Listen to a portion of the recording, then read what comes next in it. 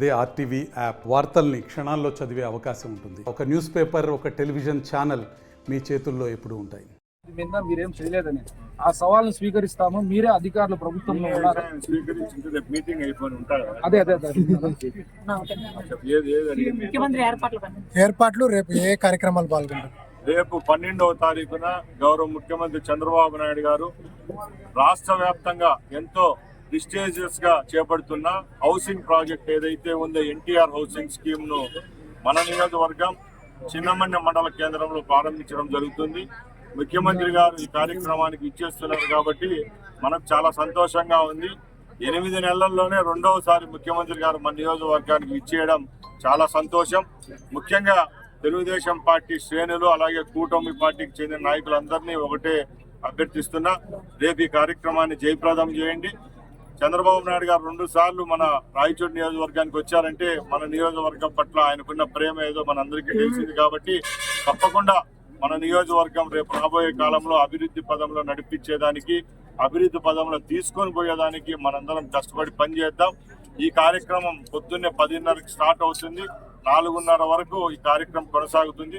ముఖ్యంగా చిన్నమండంలో తెలుగుదేశం పార్టీ కార్యకర్తల యొక్క సమావేశం కూడా ఏర్పాటు చేయడం జరిగింది. కాబట్టి అందరూ అక్కడికి విచ్చేసి కార్యక్రమాన్ని జయప్రదం చేయవలసిందిగా కోరుకుంటున్నాను.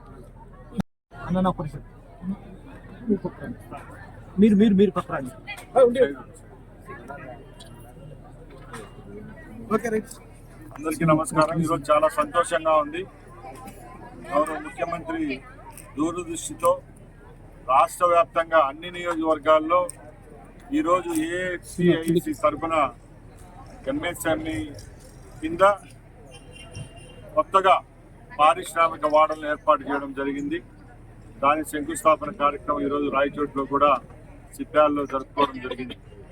ముఖ్యంగా ఒక కుటుంబం ఒక పారిశ్రామికవేత్త అనే నిదానంతో కూటమి ప్రభుత్వం వచ్చే సమయానికి ఎక్కడ రాష్ట్ర వ్యాప్తంగా నిరుద్యోగం అనేది ఉండకుండా మన బిడ్డలకు వారి యొక్క భవిష్యత్తుకు ఒక భరోసానిచ్చే విధంగా మనమే మన నియోజకవర్గాల్లో కూడా పరిశ్రమలు ఏర్పాటు చేసుకునే విధంగా ఈరోజు ఈ కార్యక్రమాన్ని రూపకల్పన చేయడం జరిగింది.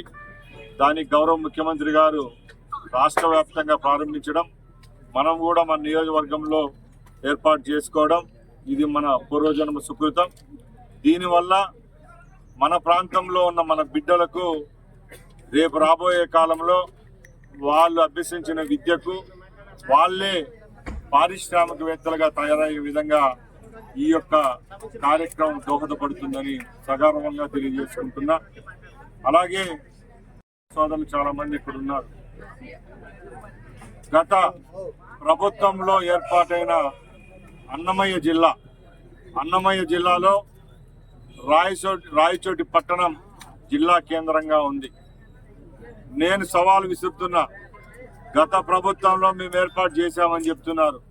మీరు ఆ ప్రభుత్వంలో ఏర్పాటు చేసింటే ఈరోజు రాయచోటి ఎక్కడికి తరలిపోతుంది, ఎందుకు తరలిపోతుంది అనేది మీరు సోషల్ మీడియాలో అయితేనే, ప్రింట్ మీడియాలో అయితేనే, మీకు సంబంధించిన పత్రికల్లో మీడియాలో చెప్తా వస్తున్నారు.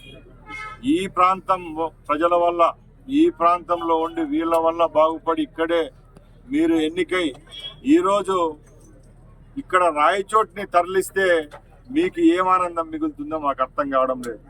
నేను ఒక శాసనసభ్యునిగా, ఒక మంత్రిగా నేను చెప్తున్నా, 100కి 100 పార్లు అన్నమయ్య జిల్లాకు రాయచోటి పట్టణమే కేంద్ర బిందువుగా, జిల్లా యొక్క కేంద్రంగా ఉంటుందని మీ అందరి ముందు తెలియజేసుకుంటున్నా. ఇక్కడ నివసిస్తున్న ప్రజలకైతేనే, ఇక్కడ వ్యాపారులు చేస్తున్న వారికైతేనే, ఇక్కడ పెట్టుబడి పెట్టే వాళ్ళకే ప్రతి ఒక్కరికి భరోసా ఇస్తున్నాం. రేపు రాబోయే 3.5 సంవత్సరంలో ఇలాంటి కార్యక్రమాలు ఎన్నో చేపడతాం. ఇవే కాదు, రాయచోటికి ఏవేవి మౌలిక సదుపాయాలు కావాలో ఆ మౌలిక సదుపాయాలన్నీ కల్పించేదానికి ప్రభుత్వం ద్వారా మేము పోరాటం చేసేదానికి సిద్ధంగా ఉన్నాం. దానిలో భాగంగానే ఈ 3.5 సంవత్సరంలోనే మనకు permanent collectorate, SP office, RTO office, అలాగే అన్ని జిల్లాకు సంబంధించిన యంత్రాంగానికి ఏవేవి సమకూర్చాలో ఆ బిల్డింగుల్లో, అలాగే రాయచోటి ప్రాంతంలో ఉన్న గవర్నమెంట్ హాస్పిటల్ ఈ రోజు 150 బెడ్లతో ఉన్న ఏరియా హాస్పిటల్ను కూడా డిస్ట్రిక్ట్ హాస్పిటల్ చేసుకునేదానికి కూడా చర్యలు తీసుకుంటామని తెలియజేసుకుంటున్నా. ఇలాంటి ఎవరైతే చౌకబారు రాజకీయం చేస్తున్నారో వాళ్ళందరికీ మేము ఖబర్దార్ అని చెప్తున్నాం. ఎందుకంటే రాయచోటి ఎప్పటికీ ఆ రోజు మీరు పెట్టినా మీరు పెట్టకపోయినా మేమైతే రాయచోటి ప్రజలకు ఎలక్షన్లో మాట ఇవ్వడం జరిగింది. ఆ రోజు మా ముఖ్యమంత్రి గారు కూడా ఎలక్షన్లకు ముందు రాయచోటి అన్నమయ్య జిల్లా కేంద్రంగా ఉంటుందని చెప్పడం జరిగింది. ఆ మాట కూడా నిలబెట్టుకుంటామని సగర్వంగా మీ అందరి ముందర తెలియజేసుకుంటూ సెలవు తీసుకుంటున్నా. జై హింద్. మరిన్ని వీడియోస్ కోసం ఛానల్ ని సబ్స్క్రైబ్ చేయండి. లేటెస్ట్ అప్డేట్స్ కోసం వాట్సాప్ ఛానల్ ని ఫాలో చేయండి. అండ్ లింక్ డిస్క్రిప్షన్ లో ఉంది.